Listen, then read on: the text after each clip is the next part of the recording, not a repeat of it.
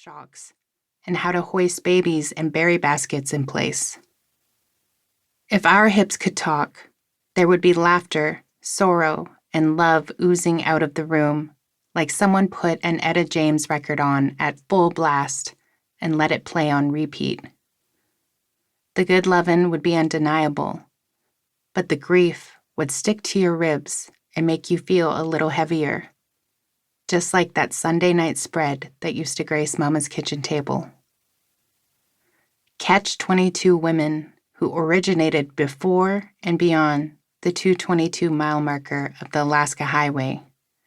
I come from a line of proud Deniza women that existed in the territory before mile markers and the making of highways. Northern women with thick skin, hard stares, wild grace, and bold laughter. I don't know the names of the women beyond Nina. Even the stories about her were limited to her name and a few facts, because Grandma Junie was so young when Nina died that Junie's age didn't let her hold on to the memories. But I have imagined the ones who came before.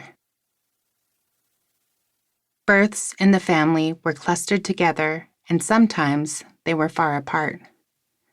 After she turned 40, Mama had my youngest brother, and his birth became a point of pride in our family, as if it spoke to the kind of women we are.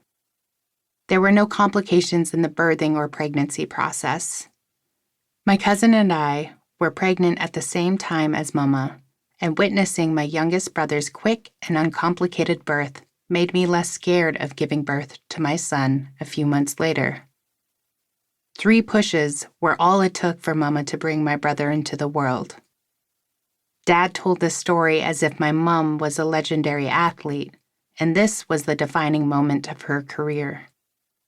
3 pushes, and he came out perfect, he'd say, loudly and proudly. I have forgotten my own birth story. I had taken the knowledge of it for granted. On my birthday, when Mama would call to tell me the story, I would nod impatiently on the other end of the phone, as if to say, "Yes, yes, you have told me this before. Let's skip this part." I did not pay enough attention to hold her telling in my memory. Instead, I am stuck with Dad's version of my birth story. In Dad's version, he was trying to nap while Mom was in labor and uttering threats of violence. There are no embellishments of immense love in the male version. It is not a testament to sweat breaking forth and a body bursting with the urgency of new life. And it really isn't even about my mom or me. It is about Dad and his experience of the birth of his first child, who was named after the mom who raised him, Helen. The male version is about legacy. I feel like a bystander in Dad's retelling of my birth, but Mama's felt like the beginning of the story of us. Your birth is my birth. I don't know the story of Mama's birth, and I cannot remember hearing Grandma recount hers, nor any of the births of my aunties. Perhaps these are stories that slip by without attention, or they are told to children only on their birthday mornings. Stories that we may share with our mothers but forget to tell our own children. Child, this is how I came crashing through a cloud of cacophony, with sweat and by the blood of my mother. Because she was, I am. Because I am, you are. This is how we came to be. My son was not ushered into the world with screaming and sound.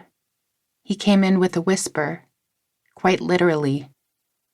The entire time I was in the hospital and delivery room, I spoke in barely audible sentences. I cannot recall a single scream, but my memory is shrouded by searing pain and the absence of pain medication. I was borderline delirious. In addition to my silence, I demanded that everyone lower their voices and speak to me in only soft and loving whispers.